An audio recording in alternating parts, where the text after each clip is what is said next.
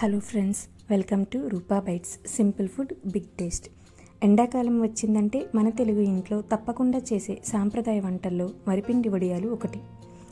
కరకరలాడే ఈ వడియాలు ఒకసారి చేస్తే ఏడాది మొత్తం నిల్వ ఉంచుకోవచ్చు. కానీ చాలామందికి వడియాలు పగిలిపోవడం, సరిగ్గా ఎండకపోవడం లేదా క్రిస్పీగా రాకపోవడం లాంటి సమస్యలు ఉంటాయి.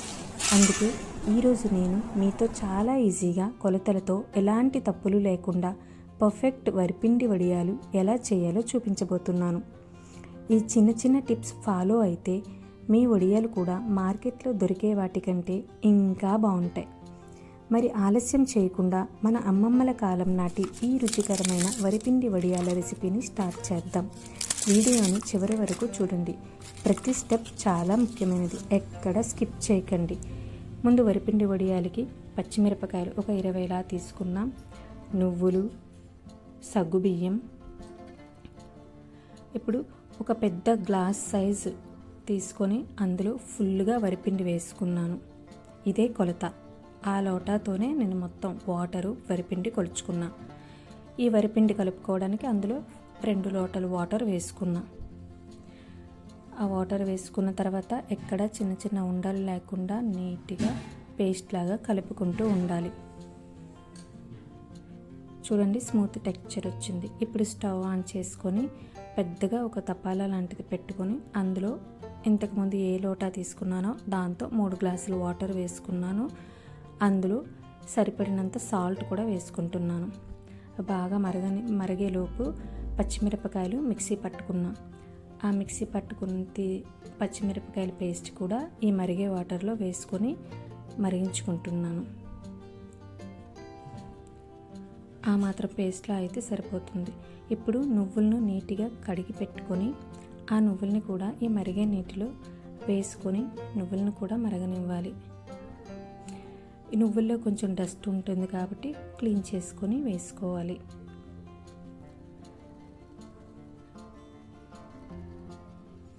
ఇప్పుడు అందులో జీలకర్ర వేసుకోండి, డైజెషన్ ప్రాబ్లం ఉండదు.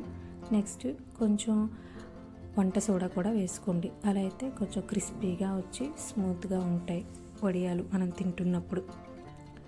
ఇప్పుడు ప్లేట్ క్లోజ్ చేసుకొని కొంచెం బాయిల్ వచ్చిన తర్వాత చూస్తే చూడండి పొంగు ఎలా వస్తుందో. అలా బాగా మరిగిన తర్వాత ఇప్పుడు అందులో ముందుగా మనం కలిపి పెట్టుకున్న వరిపిండి ముద్దను కూడా నెమ్మదిగా వేసుకుంటూ కలుపుకుంటూ ఉండాలి. ఏమాత్రం కలపకుండా ఉన్నామంటే అవి ఉండల కింద అయిపోయి మరి ఇంకా మనం వడియాలు పెట్టడానికి అవ్వదు. సో కలుపుకుంటూ చాలా టైం కలుపుకుంటూ ఉంటేనే తపాలాకి అంటదు. నెక్స్ట్ ఉండలు లేకుండా ఉంటుంది. నెక్స్ట్ సగ్గుబియ్యం కూడా కొంచెం బరకగా మిక్సీ పట్టుకొని అందులో వేసుకోవాలి. సగ్గుబియ్యం ఈ టైంలో వేసుకోవచ్చు, లేదంటే ఇందాకలా గ్రీన్ చిల్లీ పేస్ట్ నువ్వులు వేసినప్పుడు కూడా అప్పుడు కూడా వేసుకోవచ్చు. అది బాగా సగ్గుబియ్యం కొంచెం లేట్గా వేసా కాబట్టి అవి బాగా బాయిల్ అయినంత వరకు మనం స్మూత్గా కలుపుకుంటూ ఉండాలి. ఎక్కడ ఉండలు లేకుండా పర్ఫెక్ట్ టెక్స్చర్ వచ్చినట్టు అంతవరకు మనం కలుపుకుంటూ ఉండాలి. ఇప్పుడు చూడండి, మ్యాక్సిమం ఆల్మోస్ట్ వచ్చేసింది, దగ్గర పడిపోయింది కూడా. ఒక్కొక్కసారి చిన్నపిల్లలు ఈ ముద్ద తినేస్తాను అంటారు, బాగుంటుంది.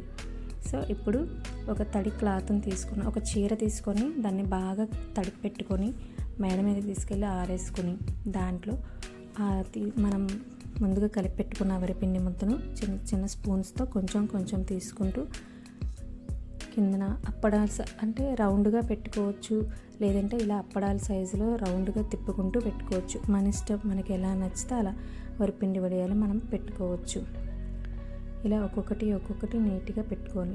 బాగా ఎండగా ఉంది అప్పుడు, అందుకని ఈ ప్రాసెస్ ఎప్పుడు ఎర్లీ మార్నింగ్ ప్రాసెస్. మనం ఎండలో ఉండి పెట్టాలి కాబట్టి ఎర్లీ మార్నింగ్ చేసేసుకుంటే ఈ పని ఆల్మోస్ట్ 9 ఆ టైంకి మనం ఇంకా పెట్టేయచ్చు. అంత ఎండ కూడా ఉండదు. ఈవినింగ్ వరకు ఎండిపోతాయి. ఈవినింగ్ వరకు ఎండితే సరిపోతుంది. ఇప్పుడు చూడండి, ఈవినింగ్ తీసేసాను. బట్ ఈవినింగ్ తీసేసిన తర్వాత ఒక 2 days తర్వాత అవి అంటే ఆ చీర నుంచి తీయడం చేశాను. సో ఇప్పుడు చూడండి, ఆ చీరను కొంచెం తడపాలి, లేదంటే సరిగ్గా వడియాలు రావు. తడిపిన తర్వాత ఒక్కొక్కటి తీస్తాం. మధ్యలో కొన్ని పగిలిపోతుంటాయి. కొన్ని బాగా వస్తాయి. చూడండి ఎంతో చక్కగా ఎంతో బాగా క్రిస్పీగా ఈ వరిపిండి వడియాలు రెడీ అయిపోయింది. మీ ఇంట్లో కూడా మీరు ఒకసారి ట్రై చేసి ఈ వరిపిండి వడియాలను ట్రై చేసి సాంబార్ పెట్టుకుంటున్నప్పుడు, చారు వండుకుంటున్నప్పుడు ఈ పక్కన అన్నంతో పాటు నంచుకోవడానికి ఇవి చాలా టేస్టీగా ఉంటాయి. తింటూ ఉంటే తినాలనిపిస్తూ ఉంటుంది. పిల్లలైతే అసలు అన్నం కూడా వద్దు, అన్నం పక్కన పెట్టేసి ఇవే తింటూ కూర్చుంటారు.